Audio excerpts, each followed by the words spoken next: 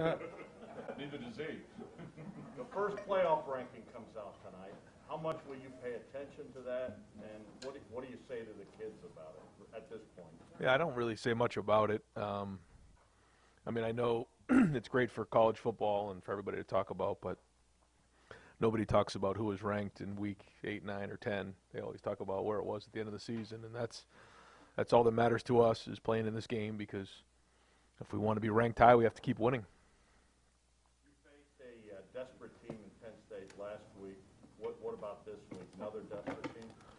Well, I've watched the film, and this is a very good team. The way that they've played, first off, statistically ranking in both sides of the ball, they're very good. I think they're 27th in the country, and scoring, they've played team up north tough. They played Oklahoma tough. They played Michigan State tough, and so I've just been very impressed with them and think they're doing a great job. So just like any other game in the Big Ten, especially when you go on the road, this is going to be a battle. And, it is truly like March Madness right now. If you win, you move on. And we have to look at every game that way. I mean, it's quite a run we're on. We knew that 2 weeks ago when we started it. But this is a very, very good Nebraska team that we have to be ready for. And I don't care what the record says. I mean, I watched the film, and they're good. And they have good coaches. So we got to have a great week of practice. Fourth row left, Colin Gate, right. Hey, Ryan. I was curious. I wanted to ask about the linebacker room. I mean, it's even smaller than normal heading into Nebraska based on the call against Steele, and I'm wondering how he's taking this week, especially with missing that first half, and what do you expect in his absence during the first half? Yeah, I think first off, it's a unique situation in that it was the first play of the second half, so it's really brought light in my eyes to the fact that there's some inequity on this rule, where if it's the first play of the second half or the last play of the second half, that's significantly different. And so in my mind, the rule should be changed into a 30-minute penalty as opposed to the number of halves, because when you do it shouldn't be the determining factor on how the penalty is assessed, if that makes sense. So that's the first thing. The second thing is, as you know, we're playing with a different style of defense now, and we play with 3 safeties now. So, the numbers have changed with that. But now, EA is going to have to come in there and step up. Tommy's going to have to get in there, and Coach Washington will move those guys around, and then get Steele back in the second half. Well, the middle of the field, I mean, linebackers, safeties. I mean, what have you seen from those guys in terms of pass coverage, and what do you want to see in terms of improvement? It seems like a lot of opponents are attacking you guys from the slot, tight ends, like just in the middle of the field. What have you seen from them, and what do you guys want to improve? I think anytime you mix up the coverages, you're going to see different teams attack you different ways, and consistency with our drops and, like you said, with our eyes are all things that we're working on and making sure that we all work together on this thing, because when you do play zone, I mean, everybody has to be in their area of the field and doing a great job in that. So I think there's different styles of attack based on what we're giving the defense or what we're giving the offense in terms of looks, and I think that they've had some really good snaps and things they need to improve on. But it's the same message that we've had. I mean, the issues are still there, and we got to keep addressing them, even though we played better on Saturday night. Right in the middle, Dave Biddle, 24/7 Sports. Ryan, I want to ask you about CJ running the ball. He's not running very often. Is that because you're telling him not to run to try and protect him, and because you guys have so many weapons on offense, or do you feel like he should be running a little bit more? No, I mean, I think we have some runs where he's reading somebody, and then based on what that defender does, he'll make the decision whether to run it or not, and we have that as part of the offense. And then there's also ones where we're scrambling and making plays downfield, and going back on the film, I thought he made pretty good decisions. With his eyes downfield, he got the third down conversion to Mayan. Mayan put it on the ground, but it ended up getting reversed. I thought he did a good job on the one to Garrett. So he's doing a good job of extending plays, and then he's also done a good job this year of making plays with his feet, and he'll continue to have to do that. I mean, that's going to have to be part of his game. And looking back on it, I don't think there's many that I would have him do anything other than what he did. But certainly that is a part of his game. I'm I'm not suggesting he should like run the ball 10 times a game. I know he's not Justin Fields, but typically, like in an ideal world, like how much do you want that to be a part of your offense? Both him scrambling at times and a couple of, called quarterback runs. Yeah, I think it just depends on what the defenders do, and if we're reading somebody and they're playing the quarterback, then it's a handoff. If they play the running back, then it's a pull, and so you just don't know. But we have part of that in our offense, and when we read, and there's certain plays we just hand the ball off, and then we have the nakeds off of those. Front row right, Joey Kaufman, Columbus Dispatch. Ryan, back to the Steel Chambers targeting penalty. You mentioned some, I guess, the inequity with to miss now the first half against Brandon. Did you feel it was the right call at the time? And you looked pretty animated on the sideline during that play. Yeah, I just feel like in real time it's a very difficult call. I think if you're stealing that spot, someone's running full speed at you and then goes down on their knees. Boy, it's just in real time that's very, very difficult. And I think that the rule is in place for the right reasons to protect our players, and so for that I absolutely support it. But I also think that there's a difference between what's going on in real time and what's shown on a replay, and that's the challenge that our referees are faced with, and it's not easy. Don't get me wrong, and certainly we're always going to advocate for our guys, and that's what I was doing. And Master, you mentioned he was, I guess, close to returning last week. He was on the unavailable list. Just what's your plan of practice this week, or just what's the plan with him? Yeah, kind of day-to-day right now, and hoping to get some work out of him today.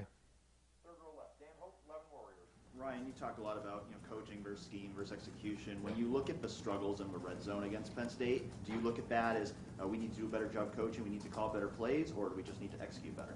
Both. I mean, I think we look back and we could have executed much better, certainly in some of the shorter yardage situations.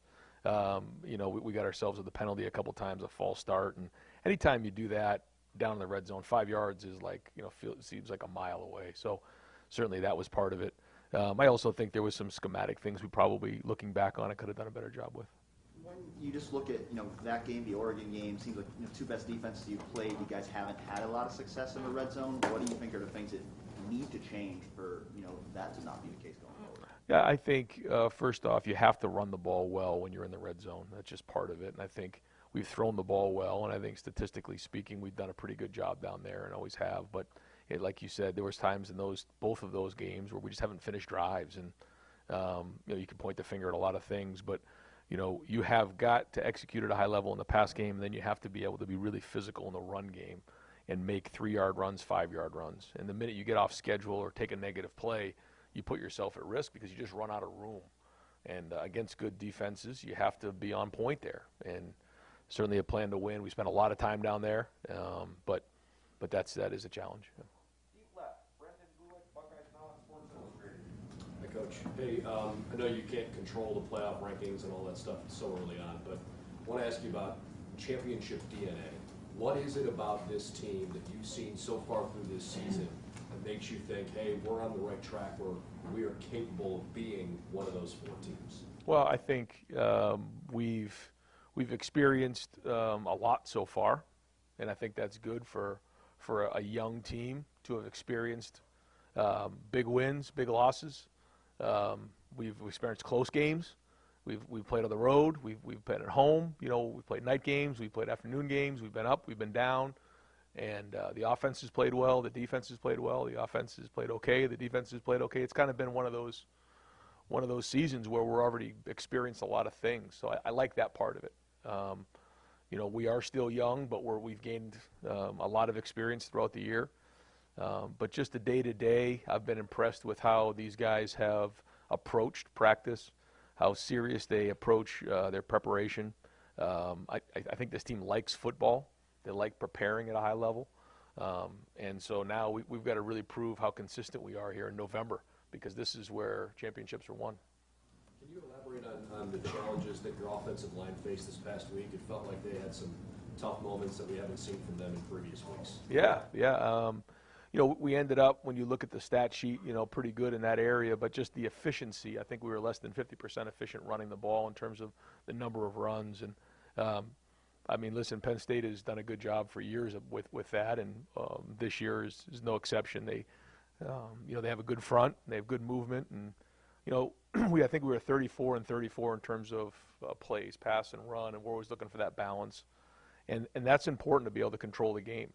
And we have to be able to stay on schedule and stay efficient in the run game. And, again, whether it's, communicating up front, whether it's handling looks that we haven't seen and making those adjustments, that's all important. And I think we did that, especially in the second half. You can see that we made some really good adjustments in that area and hit some big runs, which was very, very important in controlling that game in the second half.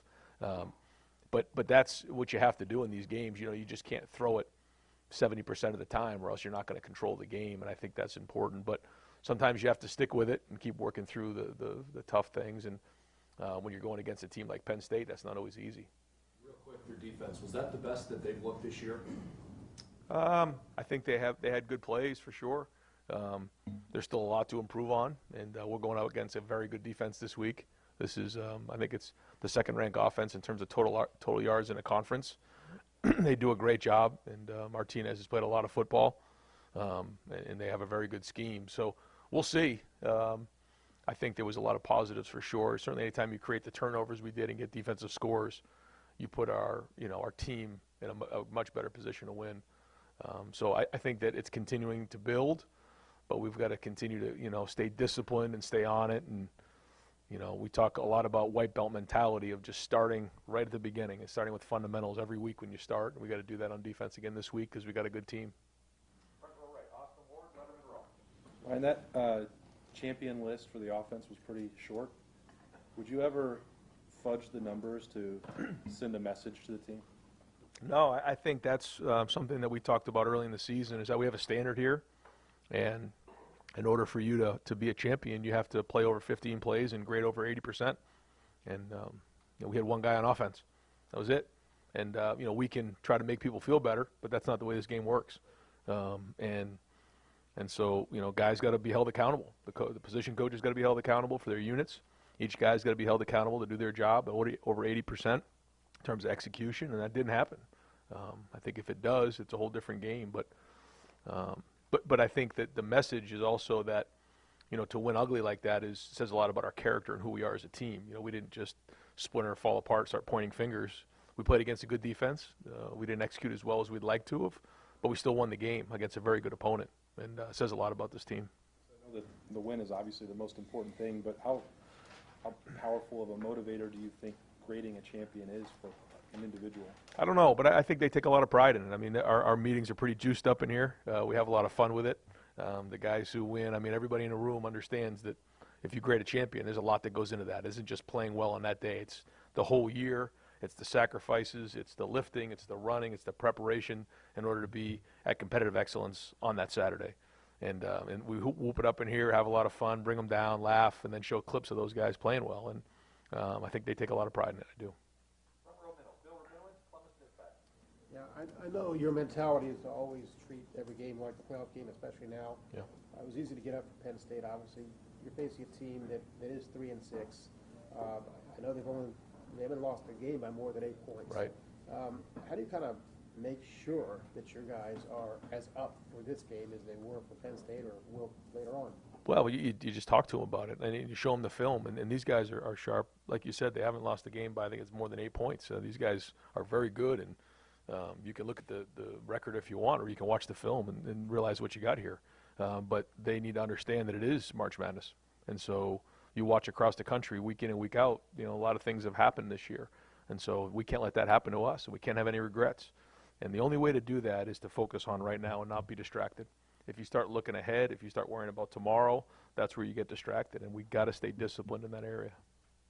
After the game, if you thought that that close call would be good for your team, now you've had a few days, you've watched the film.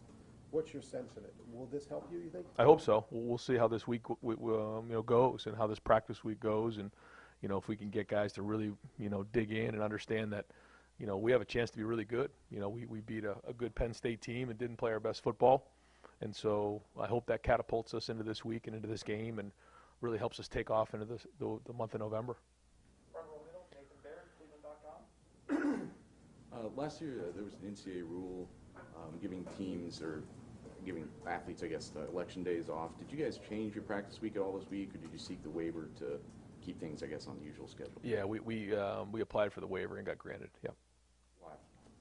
Well, we just felt like this year was much different than last year. On Neatote, I guess, what do you kind of see as his role right now? Do you like him in kind of a niche situation, or do you see him being able to still build towards something bigger this year? Well, I think he's going to have to step up this week, with Steele being out, and he's coming off of that nagging injury, and so now he's healthy again. And I think when you combine the injury with the fact that he kind of went through preseason not being sure if he was going to play, now he's starting to come around. So now it's about the time he's got to step up. Front row left, Bill Landis, The Athletic. Ryan, I think when you guys opted to play Thayer and Paris at guard, some of us wondered about just consistent leverage and pad level with bigger guys playing that position. Then you have a right tackle who's 6 foot forever. Has that been any kind of issue with those guys? Did that pop up at all against Penn State on Saturday night? No, I don't think so. Those guys are doing a great job in there and have. I just think it was more of making adjustments on some of the looks that we got, and it wasn't. Some of the plays were blocked pretty good, and just the timing of everything, and didn't quite pop things out to the next level. But there was other things that we didn't block very well either. So it's a little bit of everything in there. But no, those guys, I think can go to tackle, they can go to guard, they can move around. They're pretty versatile in there, and they have good flexibility, so they can get underneath guys inside. And down on the red zone, I know you said you were overall fairly pleased with the what you had called, and maybe execution was a problem. We've seen you in the past use a lot of jet motion, orbit motion, just to kind of create some movement down there, and you guys didn't really seem to do much of that. What's the balance between trying to dress some stuff up that way and then just sort of running what you run? Yeah, that's a good question. Yeah, when you do stuff like that, you're not sure of the look. When you stay stationary, you can kind of identify what the look is, and then try to get into the best play possible. And so that's what we're doing in that game. Bill, solid effort. Question number 600. We just surpassed over the playoff. Of the year? Today? Or? Right in here. Yeah. I see that. See it, Jerry. Did you win anything? Up on that. You have 2 guys in the Heisman race. Does that ever come up in conversation, you with them or they with you? No, we don't talk about that. And are you surprised at the struggles by Nebraska now in year 4 under Scott Frost? Well, again, I think they're very close. I think that when you look at the way they played this year, they played strong, and they have a good team. And I don't follow them that closely, but I just watch the film, and I can tell you they have good coaches, and they're playing well, and they've come up short on some of these games, but I know they're very dangerous. Third row right, Jeremy Birmingham, Letterman row. Ryan, to Bill's point, reputationally you're kind of regarded as one of the premier play callers in the country, and it looked like Saturday was almost intentionally milquetoast in the red zone. Was there any point of that where you guys, as a staff, are challenging your offensive line to win some battles one-on-one? Does that ever come into the conversation? Well, I think you have to be able to win down in the red zone running the football. You just do. If you want to go win championships, you have to be able to do that. And we didn't do that well enough down there. And 3 and 4 yard gains have to turn into 5 and 6. We've done a really good job of throwing down there. We have to do a better job of running the ball, and that's just the bottom line. And but there was also some things that got us out of whack in terms of penalties. We get the ball 4th and 1, and down there, and we're going to go for it, and we false start. We false started to make it like 2nd and 13 or whatever that was, and anytime you do that down there, when you're fighting for every inch, it's going to get you out of whack. We hadn't done that in the past, and that. We score on those 2 possessions, maybe you feel a little better as well. On the other side of that, the recruiting weekend that you guys had, obviously you have a night game, you have 50-some visitors in. You did things a little different, had a lot of meetings during the day, and how exhausting was this weekend for you guys as a staff, and do you feel like that's a standard or a practice that you guys are going to try to do in the future? Yeah, it was a long week and a long weekend for sure. There was a lot going on. It was great. I thought that just the night in general was off the charts. I thought Gene and the whole administration, everybody at Ohio State, the fans. It was a memorable night. Just the way that everything was run, it was really first class. And it was great for our recruits and their families to be around it and to see it. And I thought everything about that went well. But Yeah, there's a lot going on, a lot to juggle on a weekend like that, with so many visitors and families, and they're a priority for us when they get on campus. But we also have to go in against Penn State and win a game, and so. But that's kind of college football. You have to be able to juggle a lot of balls and be able to handle it.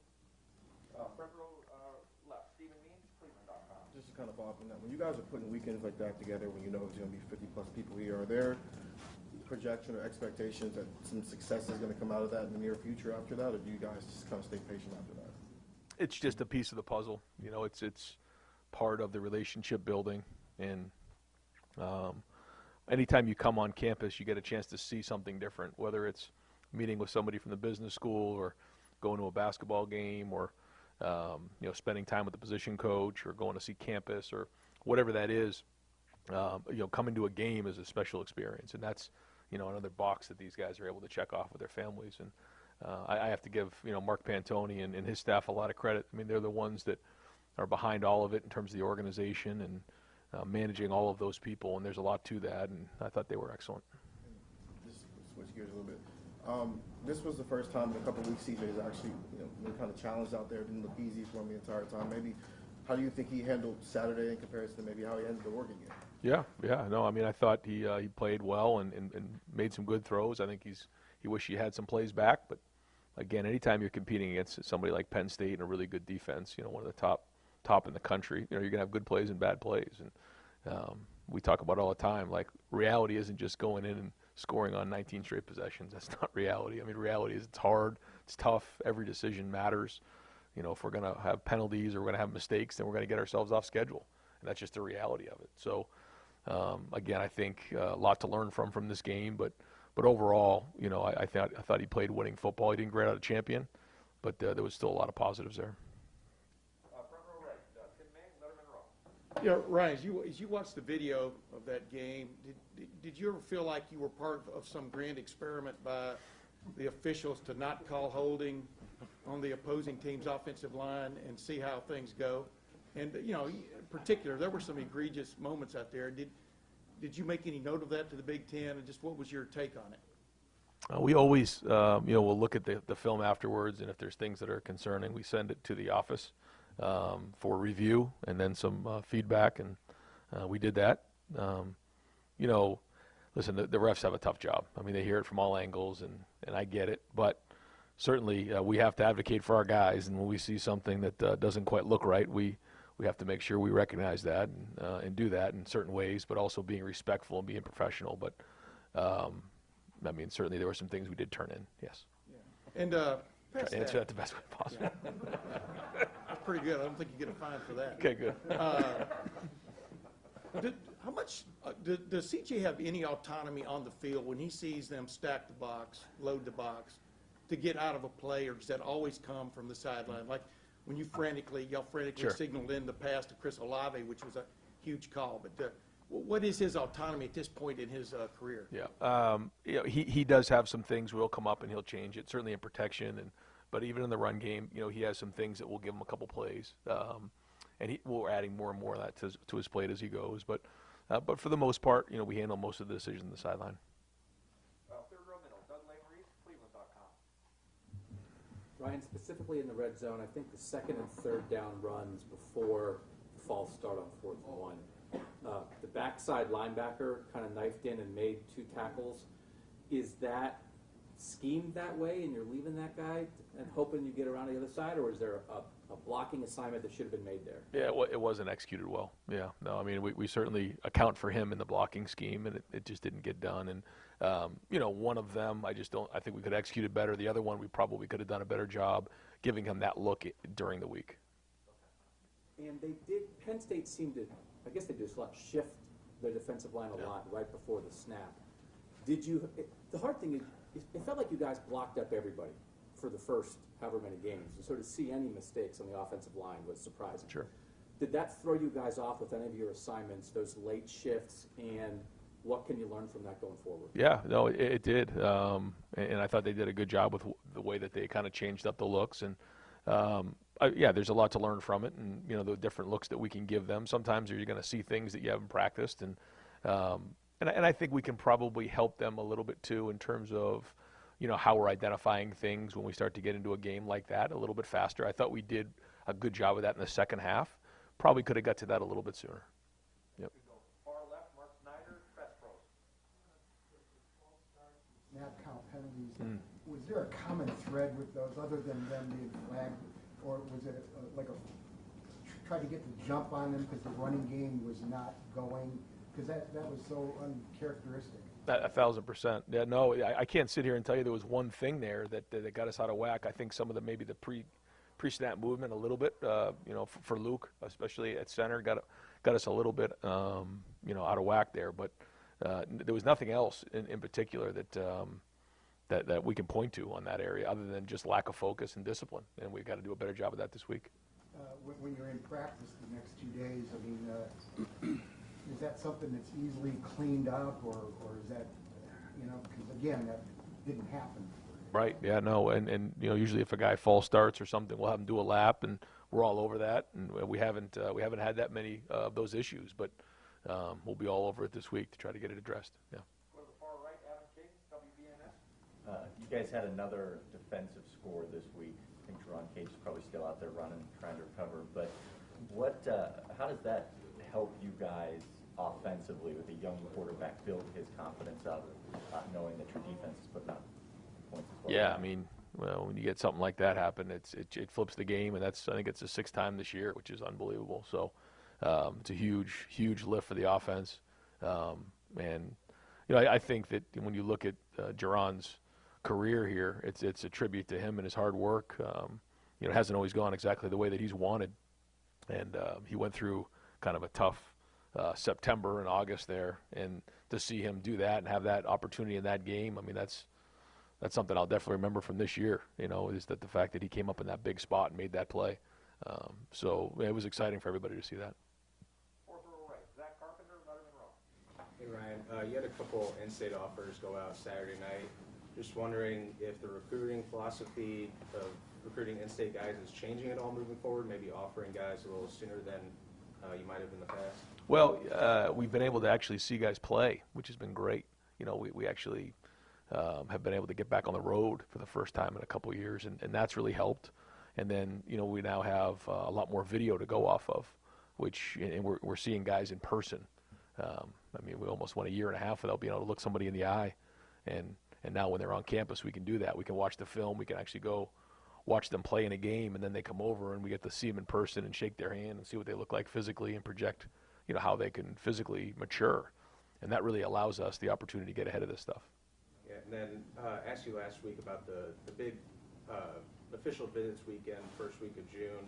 Had a lot of those same guys in that week on campus again this weekend. Yeah. Did you feel like it was a bookend to that weekend in June, and was that sort of the hope or the plan when you guys did that originally in June? No, but I think that those first couple weekends in June were an opportunity for us to do what I just said, see people in person, look them in the eye, shake their hand, get to know what they're like. We didn't know what these guys were like. I mean, you can go on Zoom and you can make phone calls, but that's very different. And that's a huge part of recruiting, especially for me as the head coach, because, the talent is the talent. We're looking for the right fit, guys who want to be Buckeyes, who love Ohio State. When adversity hits, they're going to work through tough times and not just get into the transfer portal. And so a big part of recruiting is looking somebody in the eye and saying, this is the right place for me, and we also feel the same way. And that's why we had so many guys here in June, because we need to look guys in the eye to find out if they are the right fit for us, not just athletically. There's a lot of guys out there that can probably play football here. And now to see those guys come back, those relationships have continued to build. Now we're in a really good place with a lot of these guys. And final couple questioners rather, Spencer Holbrook, Letterman Row. Ryan, back in September when you guys lost to Oregon, Jackson still had just a breakout game and had his best career day, and then you guys struggle offensively, but the lone champion is Jackson. Is there something that he's doing that just makes him just consistently always there that some of the other guys can learn from on the offense? I mean, I think he's certainly talented. I mean, he has a great skill set of quickness inside. He can understand space. He knows how to set guys up. He's got strong hands. He's very competitive. He's tough. Does a really good job blocking. I think those are all his strengths. He's got more than that, I guess, but and he's highly competitive. And I think those are the things that, you know, the rest of the guys in the offense see. What have you seen from him that has grown since earlier in the season when he's finally getting on the field and not just playing in a truncated season? What have you seen from him that has Yeah, just maturity of his daily approach and his consistency. You know, you can flash when you're young, but you have to bring it every single day. You got to be able to take the meeting to the field. You know, the first time a play's installed, you know, does it take 2 and 3 times before he gets it right, or can you visualize that and work out all the kinks in the first couple times he runs it, so that when you get to Saturday, you only have so many reps on Tuesday, Wednesday, and Thursday to get a single play right. And the maturity of a veteran player is that he doesn't need a whole bunch of reps to get that right with the quarterback, and I think I've noticed that in the last couple of weeks. And we'll finish up with fourth or middle. Pat Murphy, 24/7 Sports. Ryan, back to the red zone stuff. Obviously, you guys have had success in that area this year. So when you have a game like this where it's a struggle, how do you balance not overdoing it in practice when you know that there's been success and film to watch, and then saying, hey, maybe this is an issue as we play better teams? How does that balance work this week?